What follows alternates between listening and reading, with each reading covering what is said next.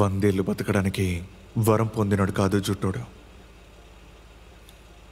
ఎలాంటి గమ్యం లేని పయనమే మా జీవితం. ఒక్కో క్షణం గడిచే కొద్దీ ఒక్కో ప్రమాదం ఎదురవుతుంది. వాడి రక్తం ఆరక ముందే వాడి లెక్కను నేను తీర్చేశాను.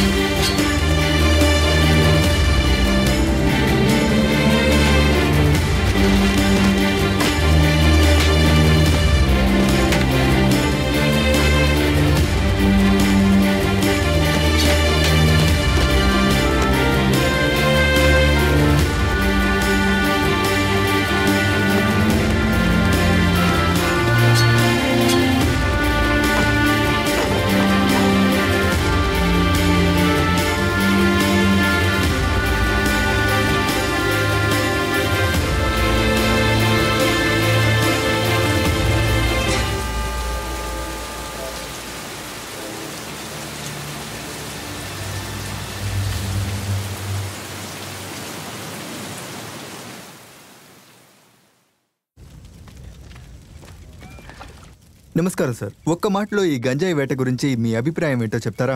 చాలా ఏళ్ల నుంచి గంజాయి పెంచుతున్న ఈ అరకులో పోలీసులు గమనిస్తూనే ఉన్నారు. ఈ గంజాయి కుంభకోణం వెనుక ప్రముఖ హస్తాలు ఏమైనా ఉన్నాయా మీకు తెలుసా?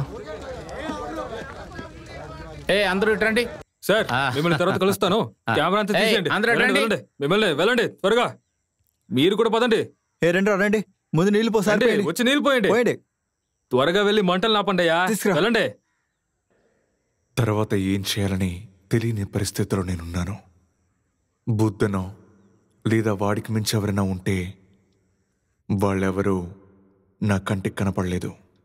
16 ఏళ్ళు కష్టపడి కాపాడుకున్న బుద్ధన్ సామ్రాజ్యాన్ని ఒకే రోజు రాత్రిలో నా కాళ్ల కింద పడేశాను. కొంచెం అదృష్టం ఇంకా ధైర్యం ఉంటే ఎవరైనా సరే శిఖరాన్ని చేరుకోవచ్చు. ఇప్పుడు నేనక్కడే ఉన్నాను. నిన్న అన్నయ్య వచ్చారు. పెళ్లికి ఇంకా ఎందుకు ఆలస్యం అని అడిగారు. అమ్మా, ఎవరి గురించి మాట్లాడుతున్నావు? వేరే దేని గురించి నేను మాట్లాడతాను? నీకు గీతూ పెళ్లి గురించి మాట్లాడాం. వచ్చే నెలలో మంచి ముహూర్తాలు ఉన్నాయని పంతులు గారు చెప్పారు.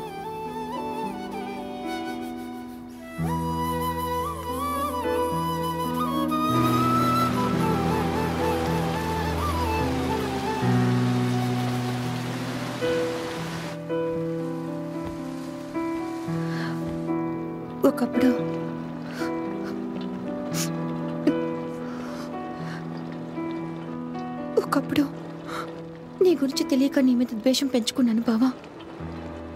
కానీ ఇప్పుడు నువ్వు లేకపోతే నేను లేను.